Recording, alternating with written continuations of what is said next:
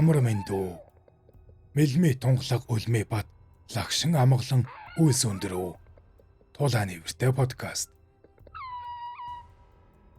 Cthulhu-гийн дуудлага. Зохиолч Howard Phillips Lovecraft. Тим агуу хүч хийгээд оршихуунууд өнөө хүртэл амьд үлдсэн байхыг үг эсгэх аргагүй. Хүн төрлөختнийг ирэхээс өмнө аль хэдийн ухарч одсон ухамсарт оюун мандаж байсан тэрхүү нэн эртний галвын үлдэгдэл. Тэдгээр хэлбэр дүрсүүдийг зөвхөн яруу найраг, домог туйлсас соргогоор тогтоон барьж буурхад мангасууд элдв зүйлийн үлгэр домгийн амьтад хэмээн нэр ийцээр иржээ. Algernon Blackwood. Шүтэн бишрэгчдийн цуваа цогцсон хүрээ болон дүрлзэх галын дунд төгсгөлгүй баяр цэнгэлийн бүжигт согтууран хөлхөлдөн. 1. Шаварт шингэсэн аимшиг. Энэ ертөнцийн хамгийн өршөөнгүй нэгүсэл бол хүний оюун ухаан өөрт агуулгадах бүхий л мэдээллийг хооронд нь холбон дүгнэх чадваргүй доршдог хэмээн би бодно. Бид хязгааргүй харанхуй далайн дундах мунхагийн аглаг арал дээр амар жимэр орших бөгөөд алс холын далайд аялах тавилан бидэнд заяагаагүй ажээ.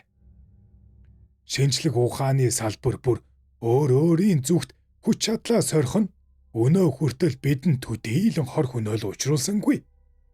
Гагцхүү хизээ нэгэн өдөр салангат мэдлэгүүдийн хэлхээс нэгдэн нээлж бодит байдлыг аимшигт дүр зураг болон тэрхүү ангалдах бидний өчүүхэн байр суурийг илчлэх аваас бид тэрхүү аимшигт үнний өмнө ухаан мэдрэлээ алдах эсвэл үхлийн гэрлээс зүхтэж шинэ харанхуй эртний амар амгалан аюулгүй байдал руу тэмүүлж таарна.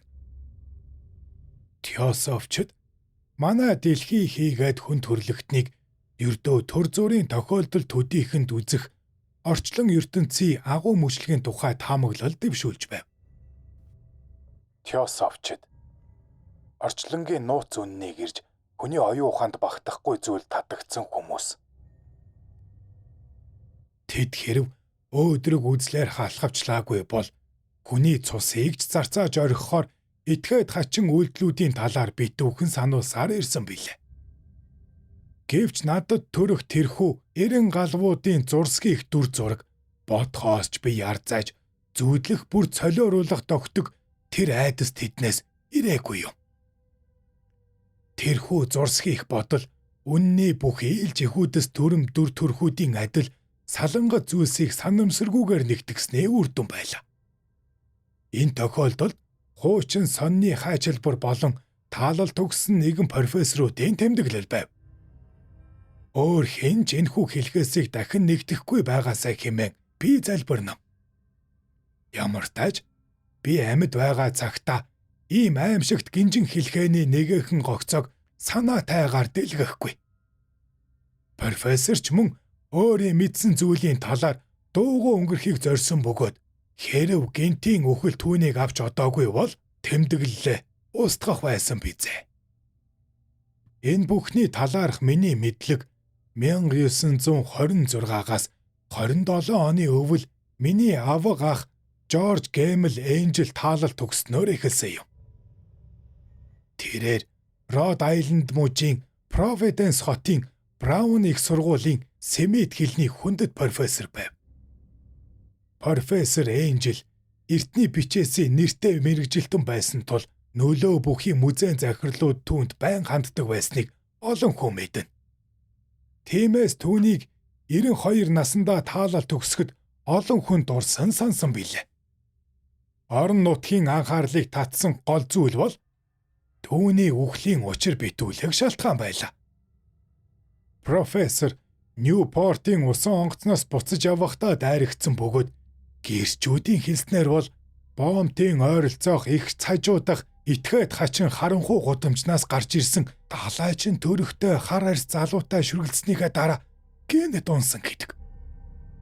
Эмч нар түүний биеэс ямар нэгэн ил харагдах эмгэг шарах олж чадаагүй.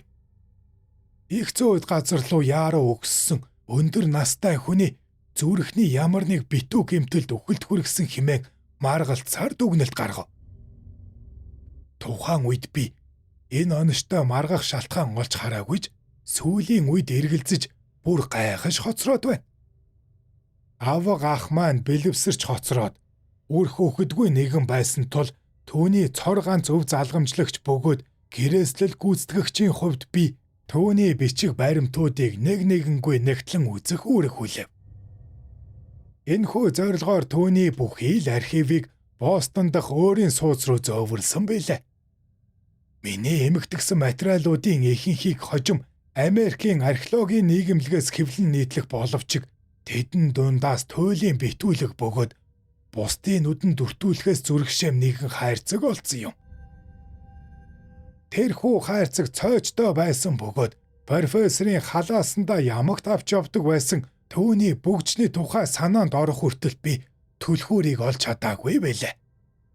Тэгээд эцэст нь хайрцгийг нээж чадсан боловч нэмэгцээ илүү агуу бөгөөд илүү чамд нууцлсан саад бэрхшээлтэй нүүр тулах нь тэрэ. Тэндээс олдсон тэр хачин шавар баримл хоорондоо авцалдаагүй тэмдэглэлүүд эмх замбраагүй эргцүүлэл болон сонины хайчилбарууд ямар учиртай байж болох вэ? Миний ааваг ах амьдралынхаа сүүлийн жилүүдэд ийм өнгөн талын хуурамч мэхэнд итгэмтгий нэгэн болж хувираа юу? Настай хүний сэтгэл санааны амар амгалан ийхүү алдагдуулсан тэрхүү гаж итгээд баримлчийг олж тогтоохоор би шулуутлаа. Өнөөх баримл нь 1 инч хүрэхгүй 100 заантай 5-6 инчийн хэмжээтэй барзгар тэгш өнцөгт хэлбэртэй бөгөөд орчин үед хийгдсэн нь илт байв. Өндөр ойролцоогоор 18-аас 20 см, өргөн нь ойролцоогоор 12-аас 15 см-ийн хэмжээтэй. Гэвч түүний дүрслэл илэрхийлэх уур амьсгал нь орчин үеийнхээс хол хөндий байлаа. Хэдийгээр кубизм болон футуризмын хийсвэрлэл хязгааргүй бөгөөд галзуу байдагч балер эртний бичээс нуугдах тэрхүү нууцлах зүй тогтлыг тэд тэр бүр давтгаж чаддаггүй. Кубизм объектыг зөвхөн нэг өнцгөөс биш олон өнцгөөс харуулж геометрийн хэлбэрээр задалдаг урлагийн хэв маяг. Футуризм хөдөлгөөн, хурд, машин техник, хотын амьдралыг магтан дүрсэлдэг урлагийн хэв маяг.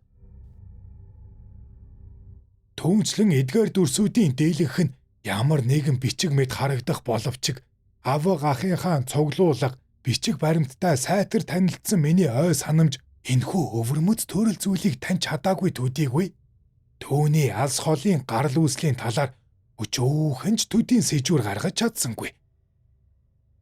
Эдгээр утга нь үл мэдэгдэх иероглифуудын дээр ямар нэгэн зүйлийг дүрслэх гэсэн илэрхий боловч импрессионист маягийн гүйцэтгэл нь түүний мөн чанарыг тодорхой харах боломж олгосонгүй.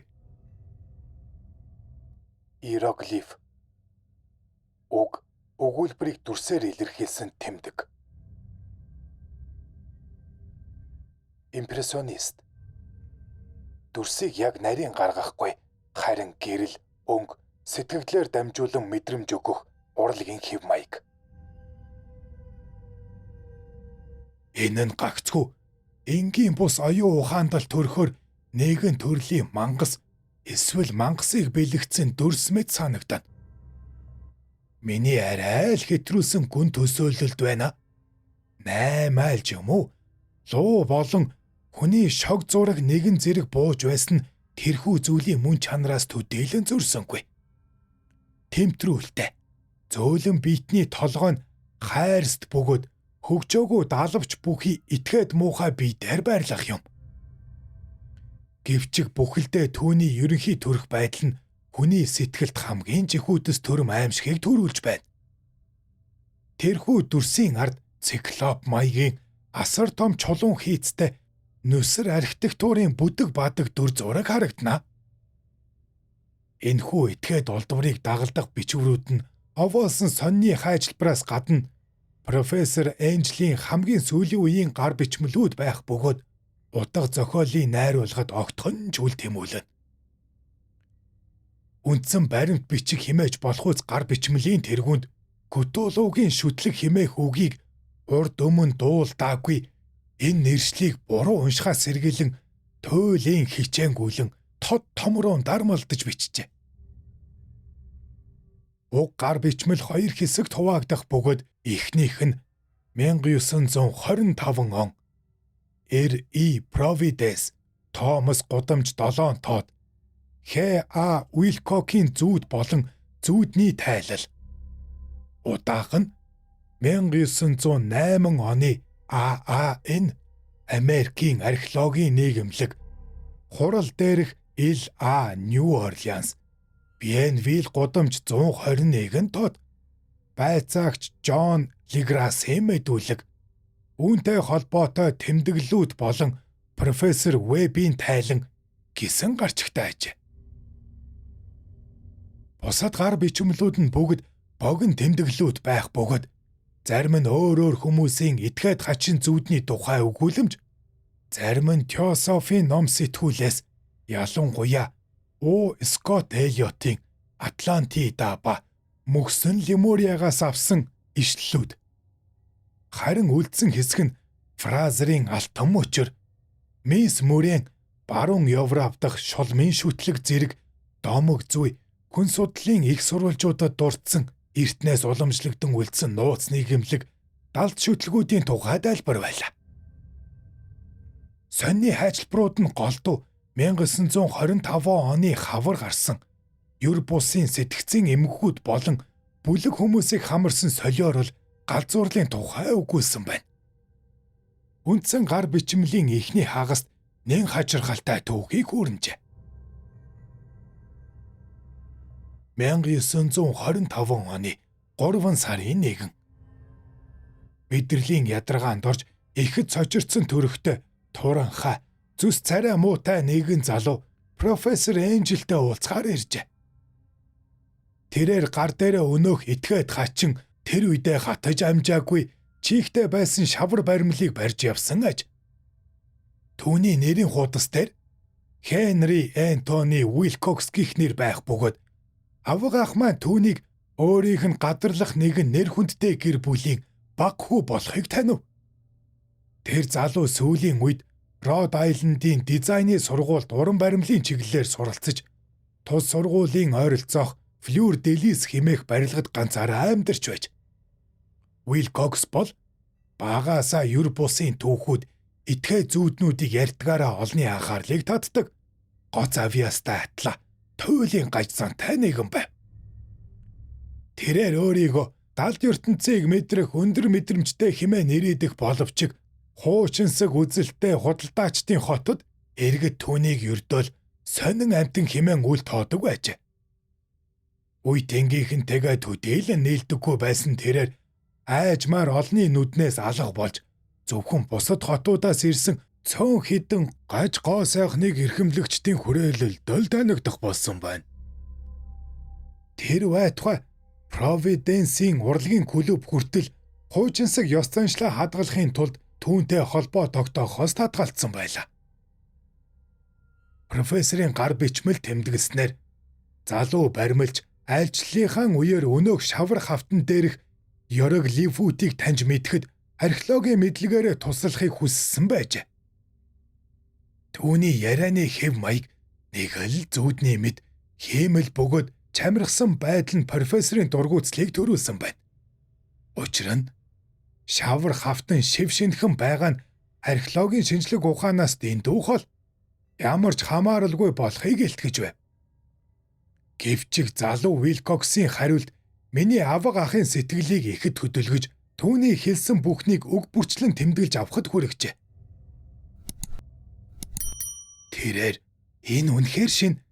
Учир нь би үүнийг өчигдөрчөнд хачин чихтэй хотуудын тухай зүүдлэхтэй хийсэн юм. Гэвч зүүд гэдэг уйтгарт тэр тунгаан бясалгагч Сфинкс эсвэл цэцэрлэг түрээлэнгээр хүрээлүүлсэн Вавилоноос ч эртнийх билээ. Хэмээн хэлсэн нь түүний этгээд яруу занг илтгэн.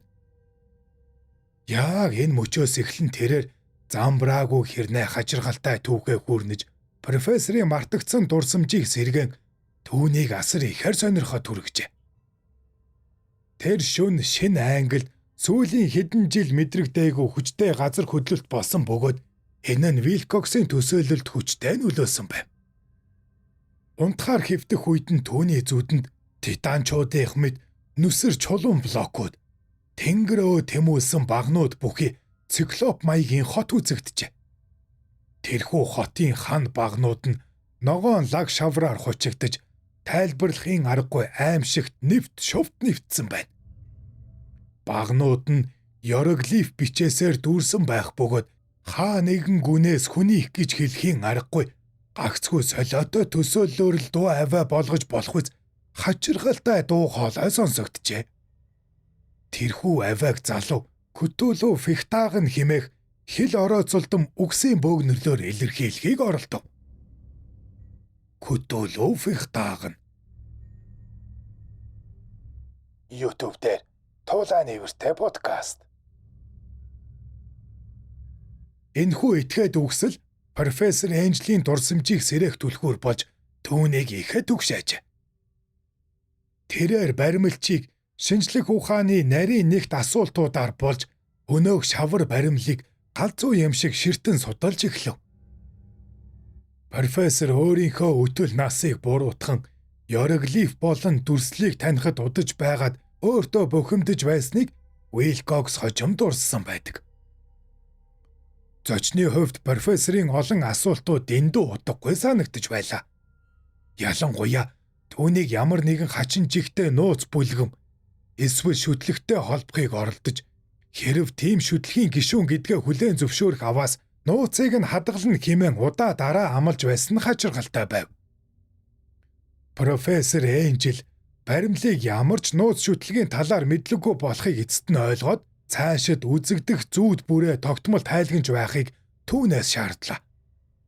Энэ нь ч үр дүнгээ өгч гар бичмэл залуугийн өдөр бүр ирж хэлдэг байсан өнөөх шүнийн үзэгдлүүдийг тэмдэглэж авсан байв.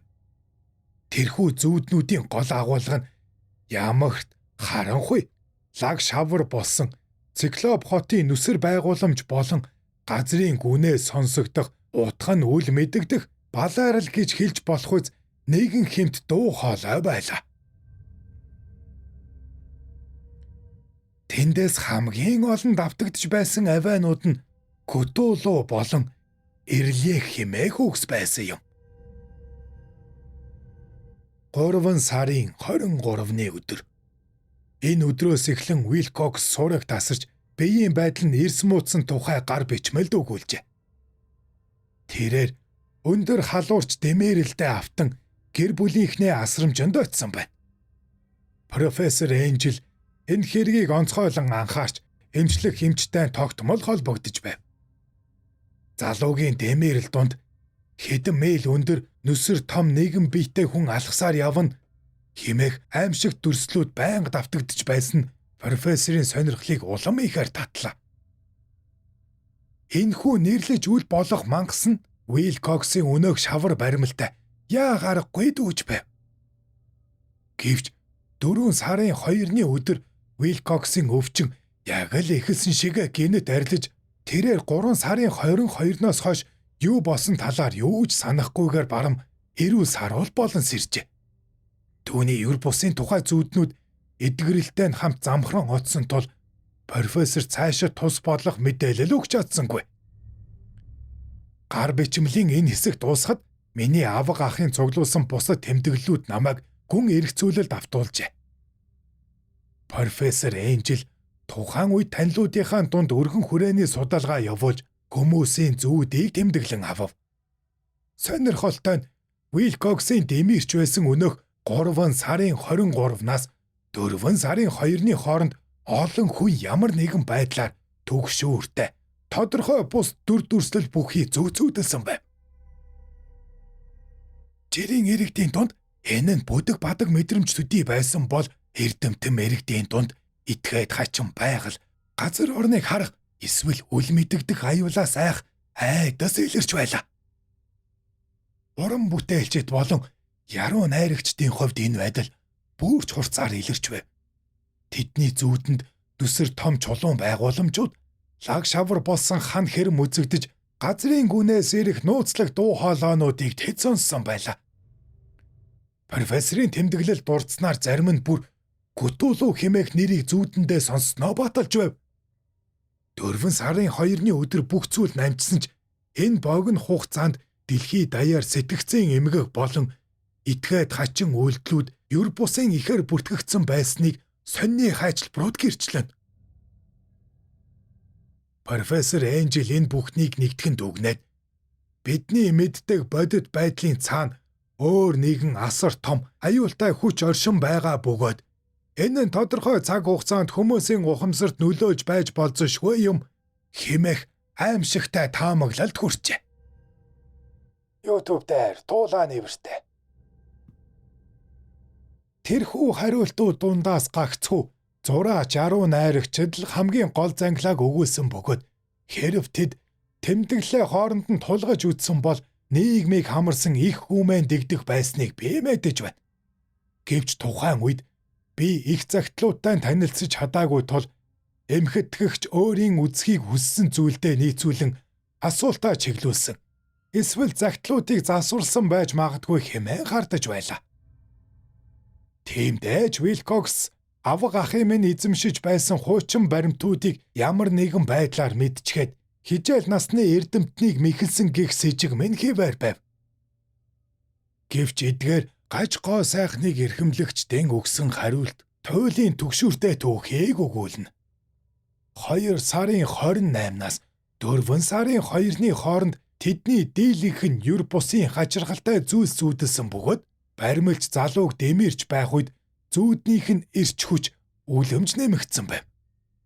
Зүүдэ тайлгансан хүмүүсийн 4/1-ээс илүү хувь нь Вилкоксын зүүдэлсэнтэй тун төстэй дүр зураг бүдэг авиануудыг дурдсан бөгөөд л зарим нь төгсгөл хэсэгт үзэгдэх нэрлэж үл болом нүсэр биетээс туйлын ихээр айж байснаа хүлээж. Тэмдэглэлд онцгойлон дурдсан нэгэн тохиолдол маш эмгэнэлтэй байна.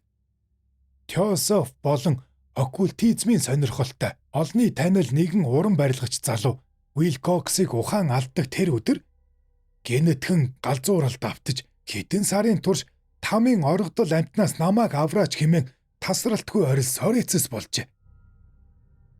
Оккультизм хүний ойлголтоос давсан нууц хүч, далд мэдлэгийг судлах үзэл.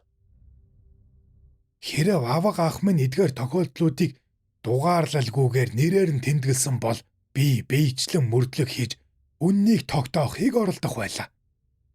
Гэвч би тэднээс цөөн хідийг л мушгиж олж чадсан бөгөөд тэдгээр нь бүгд тэмдэглэлийг бүрэн баталсан юм.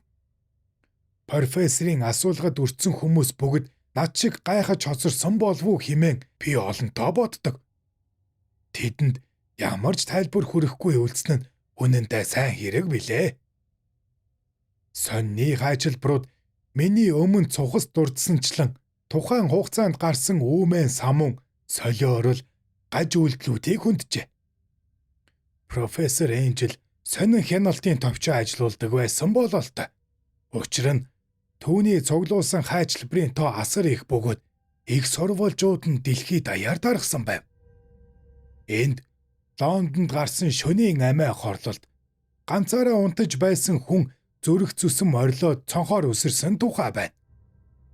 Өмнөд Америкийн нэгэн сонины редакторт ирсэн замбраагүй загтал нэгэн шашны зүтгэлтэн өөрийн үдсэн үзэгдлээс аимшигт ирээдүйг зөгнсөн байна.